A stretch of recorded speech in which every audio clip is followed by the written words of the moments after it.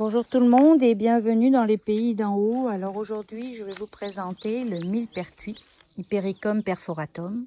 Alors ici, vous voyez, nous avons le millepertuis qui n'est pas en fleurs. C'est assez drôle. Et ici, nous avons le millepertuis qui est en fleurs. Alors ici, nous avons la veste jargot qui, bien sûr, s'insère un peu partout. Alors ici, j'ai déjà fait une cueillette. C'est pour ça qu'on voit qu'il reste juste quelques fleurs. Alors, le millepertuis est une plante qui est très facile à reconnaître. D'abord en premier parce que je trouve que c'est une plante qui est solaire, c'est-à-dire on a l'impression d'avoir plein de petits soleils un peu partout. Donc c'est une fleur qui est très facile à reconnaître. Elle a 5 pétales, elle est jaune et elle a des étamines, vous voyez, sur le dessus. Elle est vraiment très caractéristique. Alors si on regarde la feuille, on va aller ici, on va voir que on a une tige glabre, c'est-à-dire qu'il n'y a pas de poils. Et si vous regardez les feuilles, bon, je ne sais pas si on va le voir, mais la feuille est trouée de plein de petits trous, enfin présente plein de petites perforations.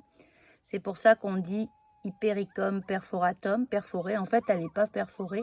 C'est vraiment des petites poches d'essence. Donc ça, c'est une des caractéristiques. Si on veut savoir si on a vraiment le millepertuis médicinal pour la cueillette, parce qu'il existe différents types de millepertuis, on va aller prendre un bouton qu'on va écraser dans sa main et on va avoir la main rouge. Et là, ça veut dire qu'on a bien l'hypericine qui est à l'intérieur du bouton et on est bien en présence du millepertuis médicinal.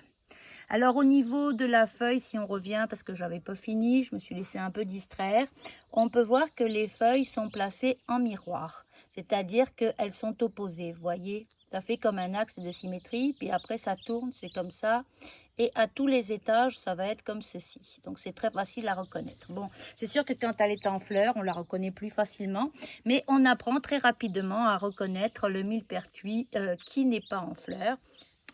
Alors le millepertuis, c'est une plante qui est très connue pour la dépression.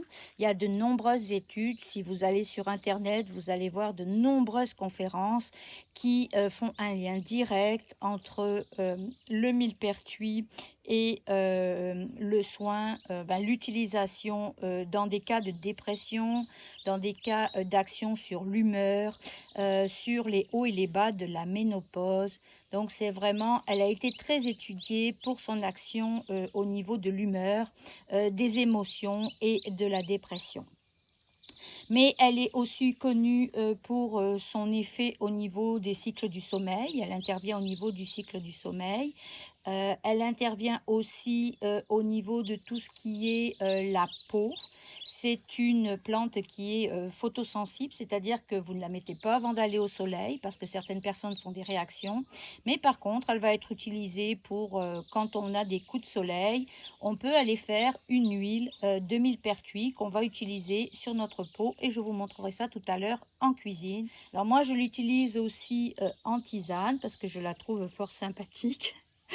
Mais elle a de nombreuses propriétés. Elle agirait sur le cycle menstruel. Enfin, il y a vraiment une multitude d'effets directement sur l'organisme qui sont connus par cette plante parce qu'elle a été beaucoup utilisée. Alors, pour la cueillette, comment on l'accueille? Alors, moi, bien souvent, ce que je fais, c'est que je vais prendre 4 à 5 cm du haut. C'est-à-dire que je vais faire comme ceci. Voilà, et je vais aller cueillir ceci. Bon, j'ai un panier et je vais aller les mettre dans mon panier. Alors, c'est sûr que vous allez me dire, ça prend du temps. Quand on fait de la cueillette, c'est aussi de la prise de temps. Et donc, je vais aller les mettre. Quand on utilise toute la sommité florale, c'est-à-dire tout le haut. Donc, on peut laisser quelques feuilles. On ne va pas aller les enlever, on va les garder. Alors, certaines personnes vont aller prendre, parce que c'est une plante qui est très ramifiée, vont aller prendre carrément les bouquets. Donc, va aller prendre un ciseau et vont aller couper comme ceci, par exemple, les bouquets. Alors, j'ai vu beaucoup de gens qui arrachaient la plante. C'est vraiment dommage d'arracher la plante, surtout que souvent, il reste plein de petits boutons floraux qu'on ne voit pas. Et on va avoir une seconde cueillette et une troisième cueillette. J'ai déjà fait 2 cueillettes de millepertuis. Le millepertuis est aussi appelé herbe de la Saint-Jean pour la simple et bonne raison qui pousse à la Saint-Jean. C'est une plante qui aime le soleil et qui a besoin de soleil pour fleurir. Donc elle pousse souvent dans des sols qui sont secs et en plein soleil. Souvent quand on va faire une huile de millepertuis, on va prioriser les boutons floraux, parce que comme je vous l'ai montré, ils contiennent beaucoup d'hypéricine. Voilà, donc c'est ça qu'on va aller chercher dans notre huile à massage ou dans notre huile pour les douleurs musculaires ou pour les brûlures. C'est cette molécule, donc on va aller chercher les boutons floraux et les fleurs que l'on va aller mélanger avec une huile. Donc voilà, nous allons maintenant aller dans la cuisine pour continuer le séchage et la préparation, les préparations que l'on peut faire à partir de cette plante. Alors voilà, après la cueillette de millepertuis, je m'en viens ranger le millepertuis dans mon séchoir traditionnel. Alors, le millepertuis est une des fleurs que je ne passe pas au déshydrateur, mais que je vais aller mettre directement dans le séchoir traditionnel. Donc, je vais aller mettre mes fleurs. Je n'ai gardé que la sommité florale que j'ai triée et j'ai enlevé les petites bêtes. Puis là, je vais vraiment les étaler. Alors, j'ai 15 clayettes de cette forme. Donc, c'est sûr que je n'ai pas trop d'humidité parce qu'elles ne sont jamais pleines en entière. Mais on pourrait avoir un déshumidificateur. J'ai une porte un peu plus loin qui permet d'ajouter dans mon placard un déshumidificateur. Là, le placard est tout relié à l'intérieur. Donc, on va continuer à installer les fleurs. Puis, je vais les surveiller pour venir les mettre dès qu'elles seront prêtes. Et bien souvent, quand c'est des petites plantes, je vais aller mettre un tissu dessous pour pas perdre les plus petites qui vont tomber. Voilà, c'est ainsi que je sèche le millepertuis. Je suis sûre qu'il y a d'autres méthodes. Certaines personnes le font peut-être au déshydrateur.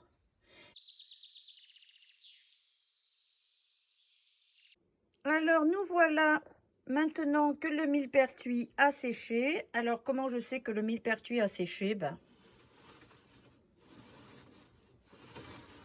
Voilà. Et en ce moment, les séchages se font par alternance. Donc, je sais qu'il n'a pas été rehumidifié. Ici, nous avons l'Aquilée millefeuille qui, elle aussi, est presque sèche. Donc, il y a très peu de choses dans le séchoir. Alors, ce que je vais faire, c'est que je vais le prendre et le mettre directement dans mon bocal. Alors, ici, c'est un pot maçon. Moi, ce que je fais, alors, je prends puis je mets. Bien souvent, dessous, j'ai un bac. Alors, le bac me permet, comme mes clayettes sont trouées, vous voyez, c'est une petite moustiquaire qui est fine quand même, et des fois j'en perds, donc j'ai toujours dessous. Puis quand on remplit, des fois on en perd, donc j'ai toujours dessous un autre bac. On peut aller, lors de la consommation, on peut aller enlever les branches, c'est-à-dire on peut récupérer que les fleurs, si on a le goût, ou les fleurs et les petites feuilles, puis quand on se fait santé, on enlève les petites branches qui ont été avec. Alors voilà, moi je remplis pas trop mon pot quand même. Et là, je vais aller le mettre sous vide. Alors pour le sous-vide, je vous conseille ma prochaine vidéo. Je vais faire une vidéo entièrement consacrée au sous-vide parce que j'ai beaucoup de gens qui se questionnent et qui ne comprennent pas comment ça fonctionne.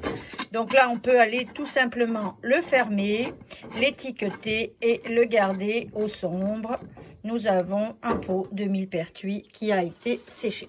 Alors, si je vous montre la différence, parce que du coup, j'ai fait un test, et si je vous montre la différence avec le millepertuis qui a été séché au déshydrateur, nous n'avons pas du tout les mêmes teintes. Alors, je ne sais pas si ça va rentrer dans la vidéo, mais vraiment, le millepertuis séché au déshydrateur, il est beaucoup plus sombre, beaucoup plus fripé et beaucoup moins beau.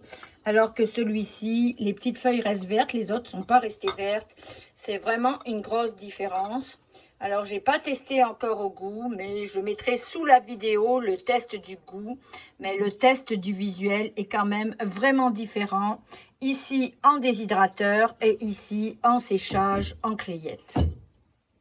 Voilà, j'espère que cette vidéo vous aura appris un certain nombre de choses sur le millepertuis. Et je vous dis bonne tisane. À la prochaine fois. Au revoir.